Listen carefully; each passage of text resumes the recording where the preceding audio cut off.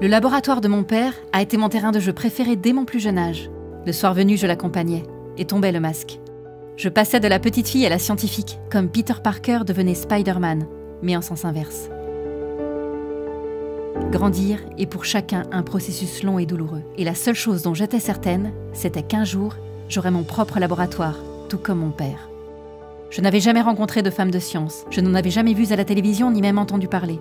Je fais aujourd'hui encore figure d'exception, mais au fond, je ne me suis jamais sentie autre chose. J'ai choisi les sciences parce qu'elles m'apportaient ce dont j'avais besoin. Un foyer, au sens le plus littéral du terme. Un endroit sûr où pouvoir vivre. On m'a reproché d'être trop féminine, on s'est méfié de mon côté viril. On m'a taxé de sensible, on m'a accusé d'être sans cœur. Tout ce qu'on m'a dit m'a forcé à accepter le fait que parce que je suis une femme scientifique, personne ne sait vraiment qui je suis. Et cela m'a donné la délicieuse liberté de m'inventer et de me construire à mon rythme.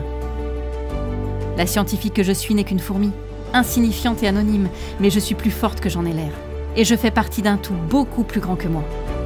La science m'a appris que tout est plus compliqué qu'on ne l'imagine à première vue, et que la découverte est l'une des clés du bonheur.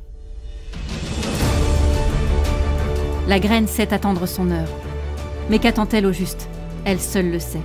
Ce n'est qu'une fois les conditions réunies qu'elle se décidera à faire le grand saut, pour saisir sa seule et unique chance de pousser. Chacun de nous est à la fois impossible et inévitable. Chaque arbre majestueux a d'abord été une simple graine qui a su attendre son heure. Tout commencement est la fin d'une attente. Il nous est donné à tous une seule chance d'exister. Laissez-moi vous raconter mon histoire.